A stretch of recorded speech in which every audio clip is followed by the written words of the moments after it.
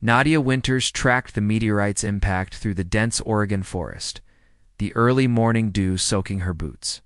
As the state's youngest senior forest ranger at 28, she'd investigated countless natural phenomena, but never anything that pulsed with blue light. "Dispatch, I'm approaching the impact site," she radioed, receiving only static in response. The communication blackout should have been her first warning. The crater measured 15 feet across, center housing not a rock, but a metallic pod. Nadia approached cautiously, scientific curiosity overriding her instincts to retreat. The pod's surface rippled like liquid mercury and split open with a hydraulic hiss. A figure emerged, humanoid, but clearly not human. Tall and lithe, with copper skin that shimmered beneath fitted armor, she had eyes like polished obsidian and hair resembling platinum fibers. "Subject located," the alien said, raising a sleek device. "Beginning biometric scan." Nadia backed away, reaching for her sidearm. "Stay back. I'm a federal officer." The alien tilted her head. "Designation, Talina, Acquisition Specialist, Stellar Confederacy. You possess genetic markers absent in 98% of your species. You are optimal. Optimal for what?" Nadia's fingers found her pepper spray. "Preservation." Talina moved with impossible speed, easily dodging the spray and pinning Nadia against a tree. "Your resistance is anticipated but unnecessary." Nadia drove her knee upward, catching Talina off guard. She broke free and sprinted through the underbrush, her intimate knowledge of these woods her only advantage. She slid down a ravine, crossed the icy creek, and doubled back along a game trail ranger tactics for evading lost hikers. A shimmering net dropped from above, entangling her limbs. Talina descended from the trees, looking almost impressed. "Your evasion skills exceed parameters," she said, kneeling beside the struggling ranger. "This increases your value." "I'm not property," Nadia spat. "No." Talina agreed, surprising her. "You are salvation. My world dies. Our genetic diversity collapses. You carry ancestral markers? Thought extinct?" She pressed a device against Nadia's neck. A warm sensation spread beneath her skin, followed by a starburst of pain. "What did you do to me?" Nadia gasped. "I claimed you," Talina said, helping her stand. "The net dissolved into particles. The mark connects us temporarily. It will fade if incompatibility is proven." Nadia touched the luminescent pattern now glowing beneath her collarbone. "And if we're compatible?" Talena's expression softened momentarily. "Then we negotiate terms." A distant worry grew louder. "Helicopters. Your species approaches. We must depart." "I'm not going anywhere with you," Nadia insisted. Talina regarded her with something resembling respect. "You misunderstand. This isn't an abduction. It's a recruitment.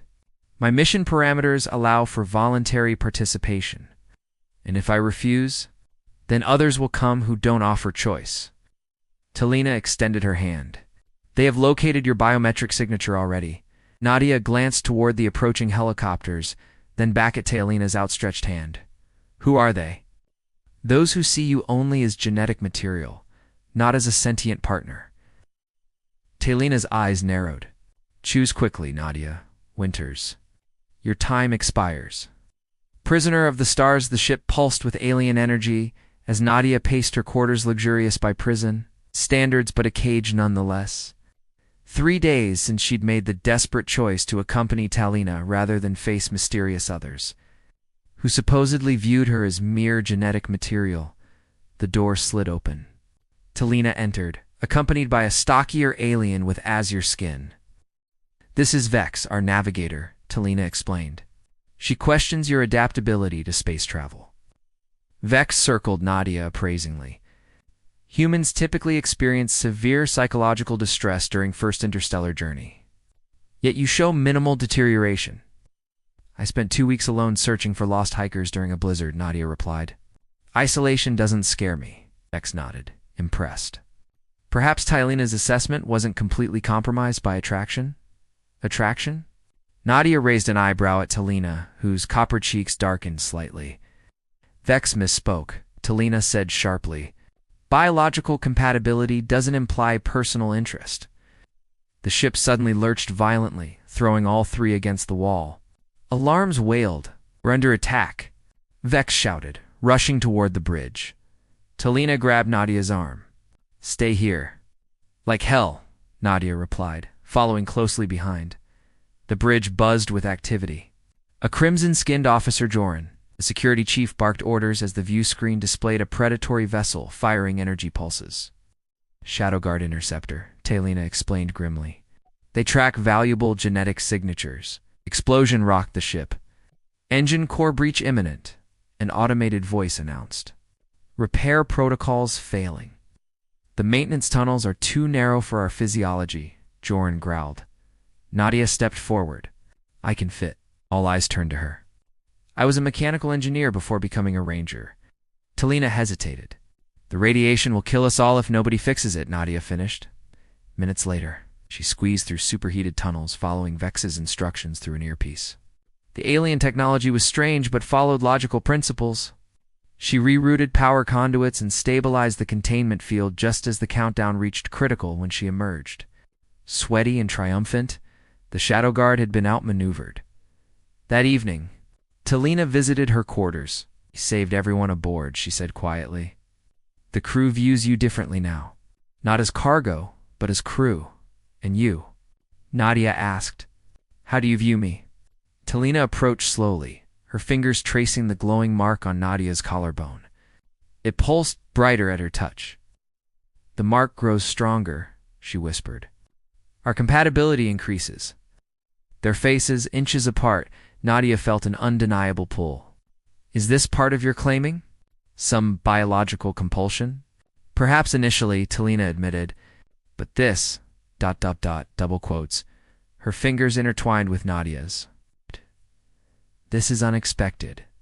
Nadia leaned forward slightly. "I still don't forgive the abduction." "I don't expect forgiveness," Talina replied. "Only understanding." Their lips nearly touched when emergency klaxons blared again. "We've reached the trading outpost," Talina said, reluctantly pulling away.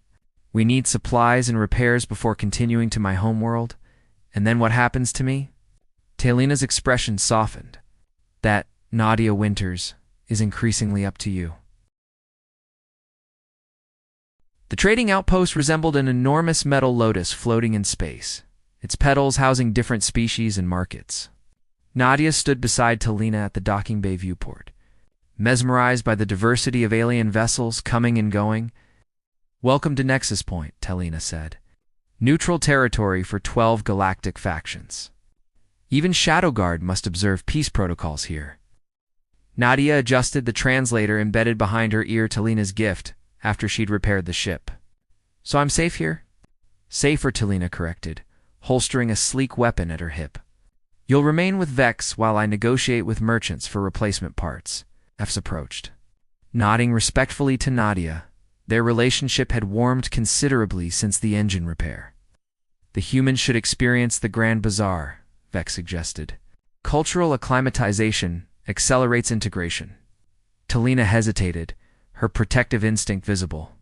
"Very well, but stay in populated areas and maintain communication link."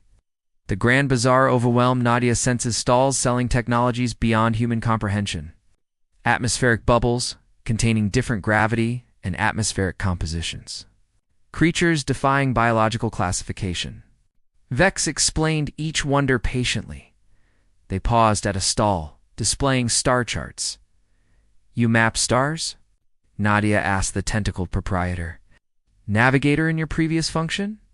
Vex inquired, surprised by her interest. "Amateur astronomer," Nadia explained. "I spent nights in the forest tracking constellations." Vex's eyes brightened. "Our species shares this passion. The ancient navigators believed stars were ancestors guiding us home." For the first time since her abduction, Nadia felt a genuine connection. Earth's ancient peoples believed something similar. Their moment ended when Vex stiffened, eyes darting sideways. "We're being followed." 3 hulking figures in dark armor materialized through the crowd. "Shadow Guard. Act run," Vex hissed, activating her communicator. "Talina, ambush at Sector 7. They fled through winding market aisles, but a fourth mercenary appeared ahead, cutting them off. Vex fired her weapon, creating a diversion as Nadia ducked beneath a merchant table. A massive hand grabbed her ankle, dragging her into the open. "Release the human," came Tialina's voice.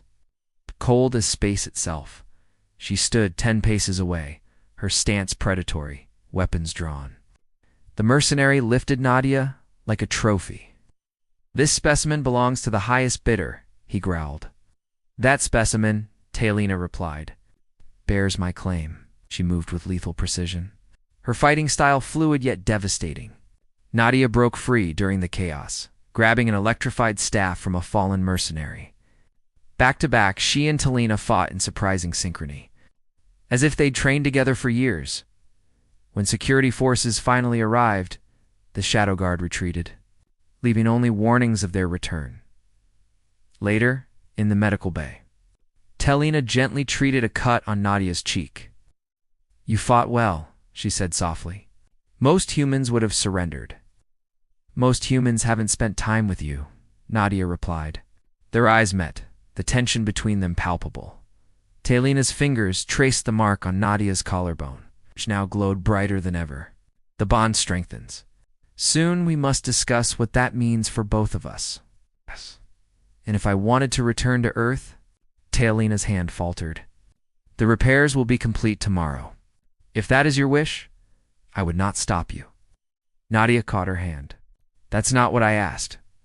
"What are you asking, Nadia Winters? What do you want? Beyond your mission, beyond genetic preservation, what does Tialina want?" For the first time, the alien looked truly vulnerable. "I want an urgent communication," interrupted them. Joran's voice crackled through the speaker. "Earth vessels approaching. They're broadcasting your name." Heart's dilemma stars streaked past the observation deck as Nadia processed Joran's news. Earth had somehow tracked her. Military vessels approaching, demanding her return. How did they find me? She wondered aloud. "Your genetic signature," Tialina replied, joining her at the viewport. "Once cataloged, it can be traced across remarkable distances, like how the Shadow Guard found me." Tialina nodded. "Your species' technology is primitive, but your military possesses certain advanced prototypes gifts from other factions seeking alliance." Nadia turned to face her captor. Was it rescuer now? The lines had blurred dangerously. "What happens when they arrive?" "They will demand your return, citing kidnapping. Under Galactic convention, I should comply." Tialina stepped closer. However, the claiming mark complicates matters. The luminescent pattern beneath Nadia's collarbone pulsed warmly. She'd grown accustomed to its gentle glow, the way it brightened in Tialina's presence. "Explain something," Nadia said. "This mark, is it just biology?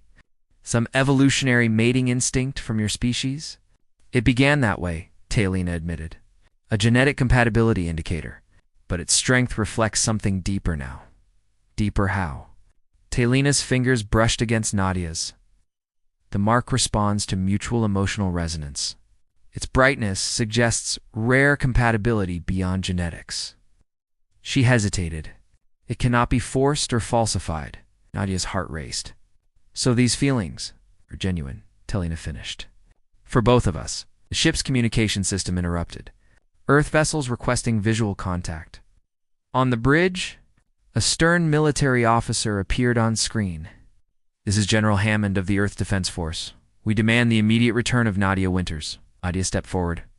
"General, I'm unharmed." Relief flashed across his face. "Stand by for extraction, Ranger Winters. These aliens will answer for your abduction." "It's complicated, sir," Nadia replied. Feeling Tialina stiffened beside her. "Stockholm Syndrome is a documented response to captivity," Hammond said dismissively. "We'll have you evaluated upon return." Anger flared within Nadia. "With all due respect, sir, I'm not brainwashed. I've seen technologies that could transform Earth. Medical advancements beyond imagination, none of which justify kidnapping." Hammond countered. "You have 12 hours to surrender her," Hammond declared before terminating the connection. In Tialina's quarters later, Nadia paced anxiously. "I could remove the mark," Tialina offered quietly. "Release you from any obligation. Is that what you want?" What I want ceased mattering when my world began dying, Talina replied. My mission was to find genetic salvation, not ... She trailed off. Not what? Nadia pressed, stepping closer. Not to find someone who makes me question everything. Return to your people, Nadia. I will face the consequences. Nadia took Talina's face between her hands. What if I don't want to return? Their lips finally met in a kiss that felt like worlds colliding, gentle, yet urgent, alien, yet perfectly natural. The mark between them blazed bright enough to illuminate the entire room. When they separated, breathless, Nadia rested her forehead against Talina's. I need to speak with Hammond again, she said. There's a third option neither of us is seeing. Morning found the ships in standoff positioners, military vessels, surrounding Talina's cruiser, while diplomats from 12 Galactic factions observed from Nexus Point. The unprecedented situation had drawn attention across sectors. Nadia stood on the bridge in clothing that blended Earth Ranger uniform with elements of Talina's culture of physical representation of the bridge she hoped to build. The claiming mark glowed visibly above her collar. Are you certain about this? Talina asked quietly. Nadia squeezed her hand. More certain than I've been about anything. The view screen activated, displaying General Hammond and a panel of Earth officials. Ranger Winters. We're prepared to begin extraction, Hammond announced. General. I wish to propose an alternative, Nadia replied. I stand before you not as a captive, but as a potential ambassador between Earth and the Stellar Confederacy. Murmurs spread among the Earth's delegation. These aliens abducted you, Hammond insisted. Initially, yes, Nadia acknowledged. But circumstances have evolved. She touched her glowing mark. This indicates a biological compatibility that could benefit both our species. Earth needs allies as we venture into space, and the Confederacy needs genetic diversity to survive. We can negotiate alliances without surrendering our citizens, the diplomat objected. Nadia took a deep breath and faced Talina. Remove the mark. Talina's eyes widened. Nadia, trust me, she whispered. With visible reluctance, Talina pressed the device to the luminescent pattern. It faded slowly, leaving bare skin behind. Nadia turned back to the screen. I am now free of any biological influence. As an unclaimed human with full autonomy, I choose to remain with Talina as Earth's first interspecies diplomatic liaison. She outlined her proposal. She would serve as Earth's representative to the Confederacy while facilitating technology exchange. Earth would gain defensive capabilities and medical advancements. The Confederacy would receive genetic research assistance. And your personal relationship with this alien? Hammond asked pointedly. Nadia took Talina's hand openly. Is precisely why I'm uniquely qualified for this role. Love has always transcended boundaries on Earth. Why should galactic ones be different? Hours of negotiation followed. Eventually, a provisional agreement emerged. Nadia would split her time between worlds, building a foundation for broader cooperation. That evening, alone in Talina's quarters, they finally had a moment of peace. You surrendered your claim on me, Nadia said. Tracing where the mark had been, its physical manifestation, Talina replied. My feelings remain unchanged, Nadia smiled. Good, because I have a human tradition to share with you. She produced a small carved wooden ring, crafted during her hours in the ship's fabrication bay. On Earth. We exchange tokens when making commitments to each other, she explained, sliding it onto Talina's finger. We have a similar custom, Talina said softly. From a compartment, she retrieved a delicate chain bearing a crystal that pulsed with the same luminescence as the claiming mark. She placed it around Nadia's neck. Not a claim of ownership, Talina clarified, but a celebration of choice. As their lips met, stars continued streaming past the viewport witnesses to a bond that spanned not just distance but worlds, proving that even across the vast emptiness of space, hearts could find their counterparts.